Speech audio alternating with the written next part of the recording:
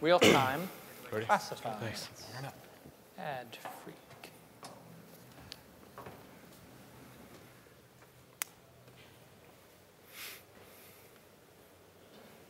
Ready?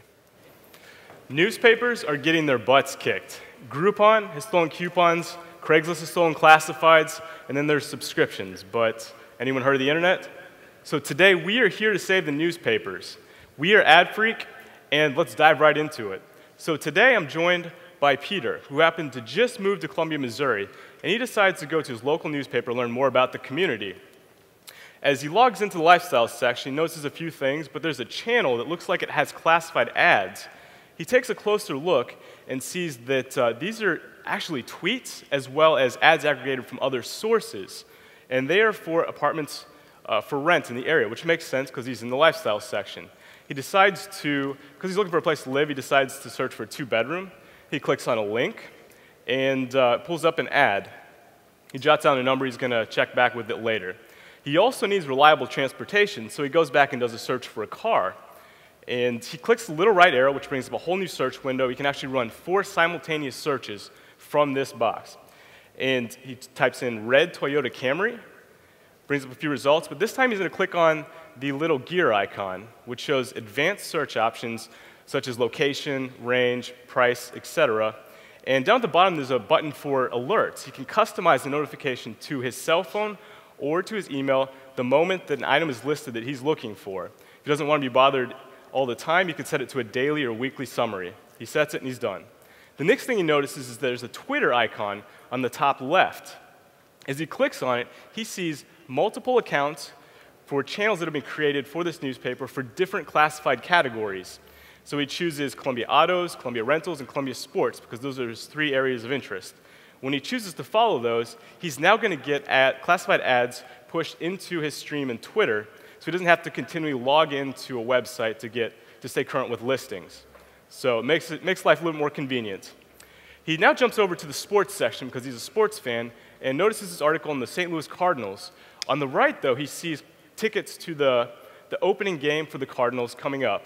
Tickets are over $200. He can't afford this right now. He'd love to go. So he decides to sell some old Michael Jordan rookie cards, baseball cards that he has.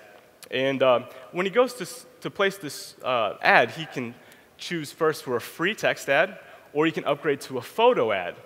And in this case, it makes sense to upgrade to the photo ad. It's only $3, which is in fact how our publishers make their revenue.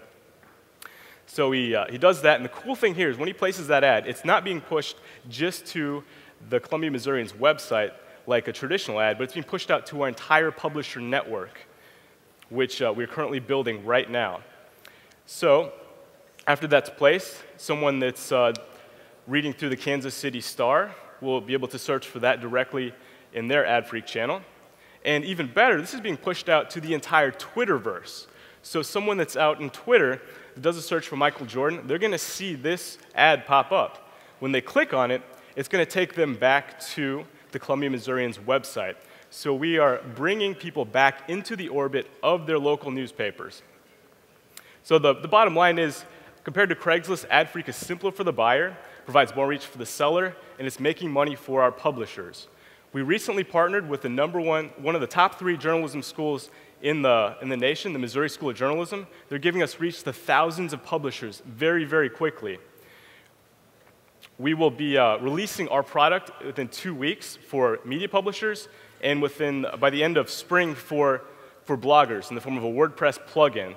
We're seeking $500,000 on a $3 million pre, so investors, please email us at launch@adfreeq.com, and publishers visit our website and be one of the first to start generating revenue from AdFreeq. Thank you for this opportunity. We're excited to change classifieds. Okay. Let me just go ahead. Go. I was just going to say, I love the fact that you guys are fighting the tide here because everybody else is claiming newspapers are dead. A good friend of mine's the publisher from Barcadero Publishing here in the Bay Area. They own all the local papers here. It's exactly what they're looking for. Awesome.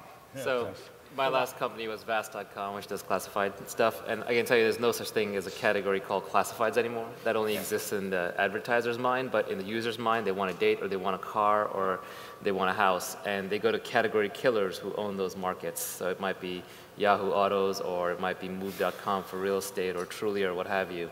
So I think the problem is the amount of traffic that these local guys account for is not that large. They're hard to partner with. And even when you do partner with them, the user actually isn't going there for classifieds. That was an accident of history because they knew where you were. Now on the internet, it's too easy to enter your zip code. So any site can be in that game, but it's gotten taken over by vertical category killers. Now, along in Naval, I mean, local cities like here in Palo Alto, Menlo Park, they each have their own white papers, Los Altos. This is still a big part. People are thinking about how do they find the guy who's going to help them, replumb their house locally and stuff like that. I get that, but that traffic is going to other places. It's not at the. So it's going. You believe it's going to Angie's List. You Yeah, believe some is still in the Palo Alto I still review. think there's still a need for traffic this. that is going to vertical monopolist category killers. It's Still not think going there's a to need. news sites. I mean, you can ask the Topics guys. They were up here earlier, right? They have tons of local traffic, probably more than any 10 local newspapers put together, and they can't even do classifieds on their site. Okay, David, you arbitrate this. Is there an opportunity or not? Yeah, I mean, you see the systematic pulling out of topics inside of Craigslist, starting with Airbnb and going to every other topic, right? So I agree. You think there isn't an opportunity? You think this is going to category killers? I think people go to where the specialization is for that thing. Yeah. Yep. Right. So maybe it's older folks who are still hanging on to the, not nomad, I didn't mean it that way. Getting killed. I mean, you are older, but yeah. I think local local is really important. I think David kind of articulated the other half of the story, which is first it went to Craigslist, the classifieds got pulled out there, and then it's getting pulled out piece by piece from Craigslist. Right. So it's, there are vertical Airbnbs. There's an Airbnb for dogs that just got funded. It's a great company, Dog Vacay, go check it out, right? So it just gets more and more and more verticalized. So. Right, okay.